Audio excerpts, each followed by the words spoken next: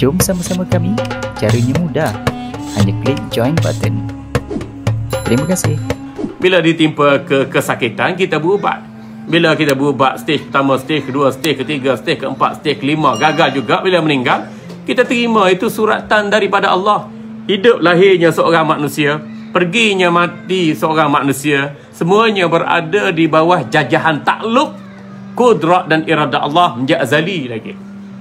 Ya, kita manusia ni sedihlah, hampalah, kecewalah dengan asbab manusia. Doktor lambat bertindak, kan? Mesin tak ada, kan? Katil tak cukup, kan? Hospital tak boleh masuk, kan? ICU gini, sebab vaksin yang mematikan. Terlebih makan ivermectin dah, ataupun tidak mengambil vaksin lah.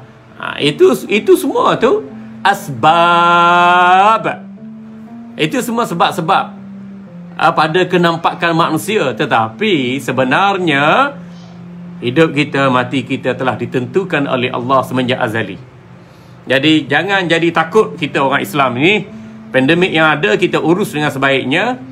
Kita jangan campak diri dengan kebinasaan. Kita elakkan penyakit. Tapi bila penyakit datang, kita usaha ikhtiar untuk berubat. Kalau kita gagal usaha untuk berubat, kita meninggal pun dalam keadaan melawan penyakit, selagi ada iman dan amal saleh dalam diri kita, insya-Allah kita diketerika mati syahid. Walaupun syahid dunia pun tak apa, tapi ia sudah dikira terangkum dalam husnul khatimah. Ya, alhamdulillah. Tuan-tuan hadirin yang dirahmati Allah, yang terakhir sekali, kita usaha, kita ikhtiar dan kita berserah pada Allah. Di sebalik pandemik, di sebalik ujian yang berlaku, usaha, ikhtiar, kita berserah pada Allah Subhanahu wa taala. Kalau nak ambil vaksin, barang sesiapa yang fikir ambil vaksin boleh mencegah diri daripada COVID, silakanlah. Bagi yang tak nak ambil vaksin, terpulanglah. Sebab vaksin, hukum majlis fatwa kata harus. Harus maknanya harus untuk kita ambil atau harus untuk kita tak ambil. Tapi ada setengah orang yang tak tahulah, dia faham kot celah mana fatwa tu. Dia nak paksa orang pula pergi ambil. Sepatutnya tak ada paksaan. Kalau dalam urusan agama Allah, la ikraha fid din, tidak ada paksaan dalam agama Islam. Bagaimana pula kamu berusaha untuk memaksa manusia untuk mengambil ubatan atau rawatan atau pencegahan tertentu? Masya Allah, kan? Kalau masuk Islam pun tidak ada paksaan. Bagaimana pula kita ingin memaksa orang untuk mengambil ubat tertentu, rawatan tertentu, pil tertentu, vaksin tertentu? Jadi tuan-tuan, lu fikirlah sendiri. Nak ambil vaksin silakan, tak ambil vaksin silakan. Kalau kita ada alternatif rawatan Islam yang lain, boleh mencegah penyakit, boleh merawat penyakit. Seperti kita kata makan madu ke, habbatus sauda ke, cengkeh ke, pati lemon ke, minum air penawar ke, minum air zam-zam ke, atau beberapa teknik perawatan atau perubatan Islam yang lain, silakan. Itu dalam kategori usaha ikhtiar untuk mengatasi penyakit. Itu dikira sebagai jihad fi sabilillah. Ya, alhamdulillah. Di sebalik cabaran pandemik yang ada ni, kita sentiasa berpegang kepada nasihat ini. Saya menasihati diri saya, isteri saya, anak-anak saya, adik-beradik saya, mak bapak saya, ipar dua jiran tetangga saya, supaya sentiasa beriman dan beramal soleh. Yang kedua, sentiasa melazimi zikrullah, ala bizikrillahi tatma'innul qulub. Ingatlah, dengan mengerti Allah, hati sentiasa tenang. Yang ketiganya, melazimi majlis ilmu. Kita dengar Al-Quran, dengar hadis, dengar tafsir, dengar fiqh, dengar sirah, dengar syama'il Muhammadiyah, dengar penjelasan hukum daripada ulama. Berada dalam majlis ilmu, penuh dengan keberkatan, beramal dengan ilmu. Akhirnya kita akan merasai kemanisan dalam melakukan ibadat. Ya, bila kita rasa manis dalam melakukan ibadat, kita tak berpada dah dengan nikmat-nikmat dunia ni. Kan? Tak adalah sifat-sifat tamak pada kita. Kan? Tu. Sebab kita nampak dah jalan perjalanan menuju akhirat. Hidup sebenar, hidup akhirat. Berapa lama kita nak duduk dengan isteri kita? Cukup masa isteri mati, suami jadi bapa tunggal. Cukup masa suami mati, isteri jadi janda. Suami bapa meninggal, anak jadi yatim. Berapa lama kita boleh jamin nyawa kita? Kalau tak mati dengan pandemik, mati juga kita satu ketika nanti, kerana Allah yang menentukan hidup dan mati kita. Tetapi lepas mati itu pun nasib kita. Inilah pentingnya untuk kita sentiasa beri komitmen pada beriman, beramal soleh, menyampaikan sesuatu dengan kebenaran, dan sentiasa berpesan pada manusia supaya berpegang dengan nilai kesabaran dalam kehidupannya. Kalau tak ada 4 elemen ni dalam hidup kita, rugi kita. Innal insana lafi khus. Semua manusia rugi belaka. Melayu, Cina, India, Afrika, Bangla, Vietnam, Nepal, Pakistan, Turkmenistan, Uzbekistan, Kazakhstan, Tanjung Rambutan, semua rugi belaka. Justru kita tak nak rugi, tuan-tuan. Kita nak untung. Untung kita pegang pada 4 perkara ni yang disebutkan oleh Allah Subhanahu Wa Taala dalam Al-Quran. Innal insana lafi khus. Sesungguhnya manusia semuanya rugi belaka.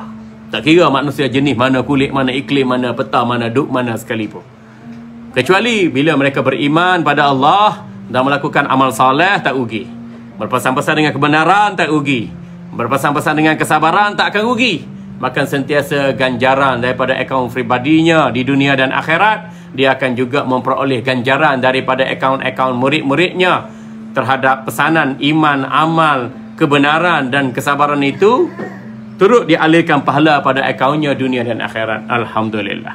Nabi SAW bersabda, ad-dalu 'alal khairi kafa'ilih wad-dalu 'ala syarri kafa'ilih.